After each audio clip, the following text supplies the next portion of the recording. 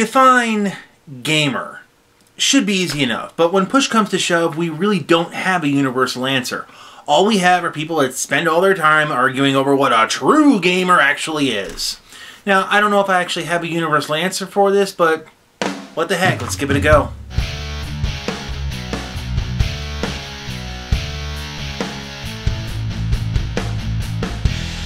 I'll save you all the economy of time and show you the definition from an online dictionary before we begin, because that's a fairly typical tactic of internet debates.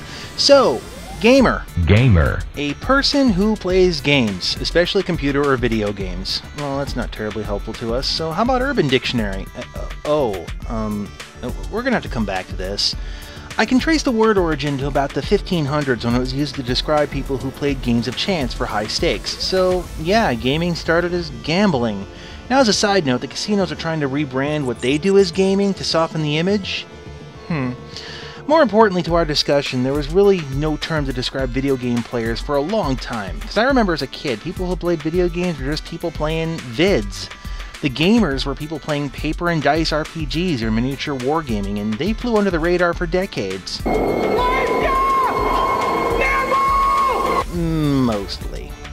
The earliest use of gamer to describe a video game player that I could find was in Video Magazine, May of 1981, but the term gamer in reference to video game players started to really take off in the 1990s, and I think I know why.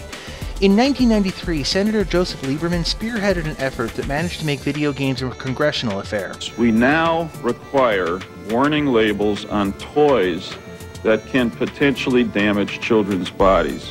Why not do so on a toy that can damage their minds? These hearings ultimately led to the forming of the ESRB, and it shook a lot of video game players to the core because the government wanted to ban video games.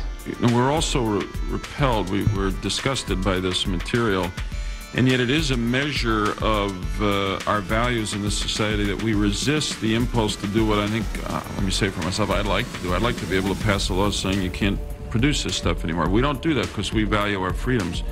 Now, since then, there have been a lot of laws passed concerning the sale, the accessibility, and even the release of video games that have been mostly ruled unconstitutional. I mean, who could forget California State Senator Leland Yee or even Jack Thompson? I'm out to shut down Rockstar because they're run by a bunch of sociopaths.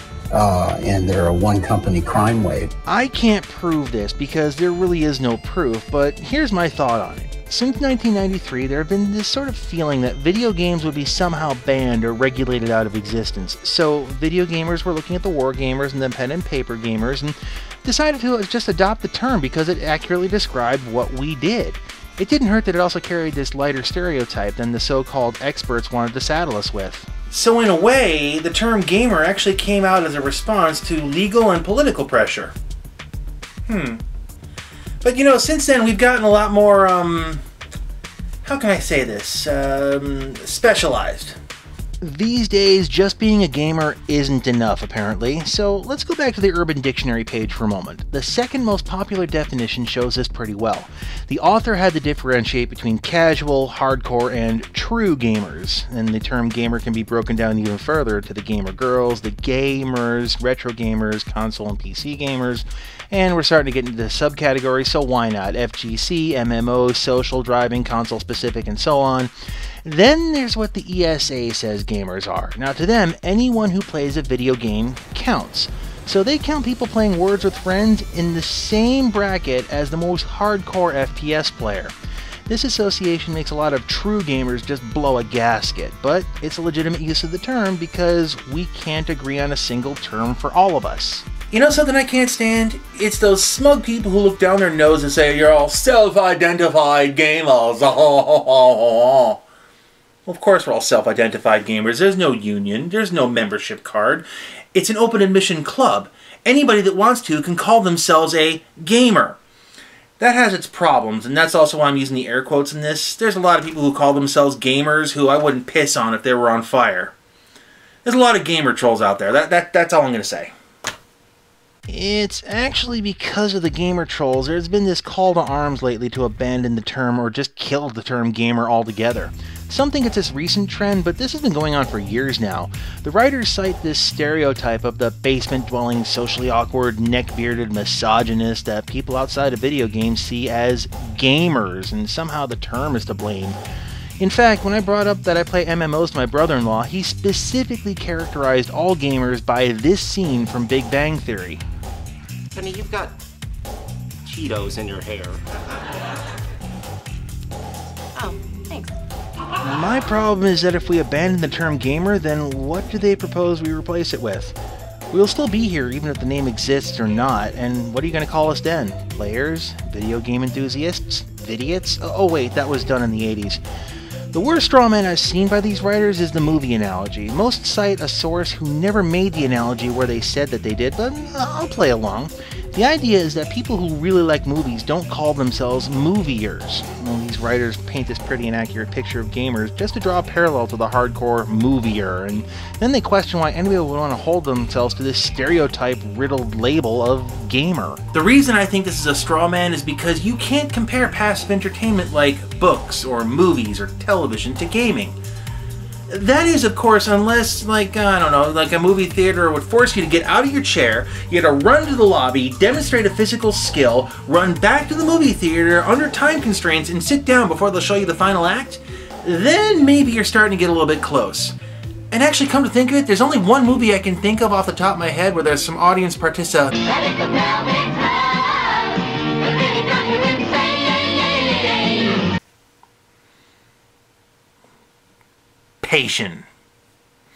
But I'll try to answer the question anyway. Why would we want to hold on to the term gamer? Well, this might sound like semantics here, but there's more to it than just a name. In order to get this, I want to show you a clip first. This is a little footage from Teens React, and they're playing Trials. Now, what she says here is really important to answering the question. No, yeah, oh my god, decent landing. I'm a gamer now. Why is that important? Her use of the term gamer is implying something more than just a person playing video games. It's a very subtle difference. The best comparison I have is my winter hobby of snowboarding. Now, where I live, there's a lot of people who go snowboarding, but only some of them call themselves a snowboarder. And you can tell the difference by how they're dressed, how they ride, what lines they take, how much of a challenge they want from a run. Now, I could say the same thing when I was into paintball, because when I was heavily into it, I called myself a paintballer. You could tell the hardcore players by their gear, their dress, how they acted, and so on. Taking on the name shows that you have more experience than someone who's just playing paintball. But related, I've been walking as a way to do some low-impact exercise. I'm old, my knees are trashed from 20 plus years of extreme sports. It's what I got left some weeks. And since I do this at odd hours of the night, I have this reflective vest that I wear and lights so I don't get hit by a car on some of the routes that I walk along. I look like a walking rave some nights. And even with all that gear, I don't call myself a walker. I'm just some guy who's going out for long urban hikes. Or, to put this in a slightly more geeky way, it's the difference between a Star Trek fan and a Trekkie. It's not just putting on a funny costume and using certain kinds of gear. No. It's a show of knowledge. It's a show of dedication. It's a show of skill in your craft.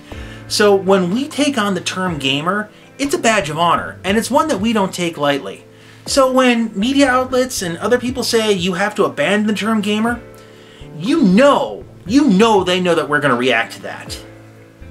Sometimes I think the people that publish these articles are doing so just to get that reaction. Then they can co-opt the term gamer to suit their own narrative. So why would they want to own the term gamer? Well, it's a simple idea. Whoever gets to define the term gets power over it. They decide who's in the club and who isn't in the club. And to that end, the term gamer has been stolen so many times I think it's in the hands of a community of kenders. But let me see a short list of thieves. The video game press, drink and snack companies, computer companies, console makers, large media corporations, casinos, internet trolls, and yes, even the video game players themselves have stolen the term gamer to fit their own needs. And we have to accept their definitions as valid. That's the geek fallacy. No one is ostracized. Everyone gets to use the term and make it fit their own needs, and apparently whoever's voice is loudest gets to win. So where does that leave the actual people that play video games? Well, I guess it comes down to whoever's voice we decide to listen to.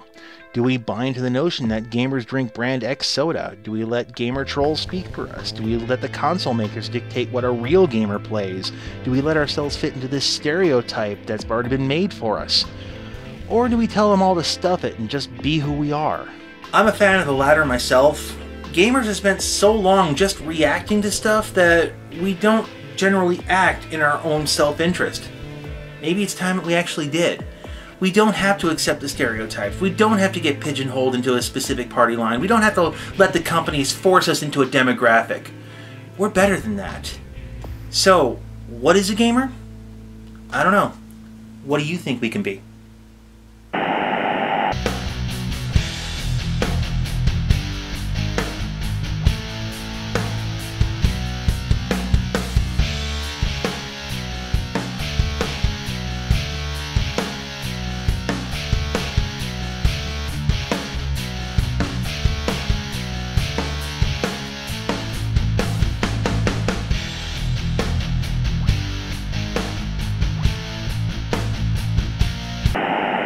Hey, you never really did get into it. Can you describe the difference between a Star Trek fan and a Trekkie before the video ends?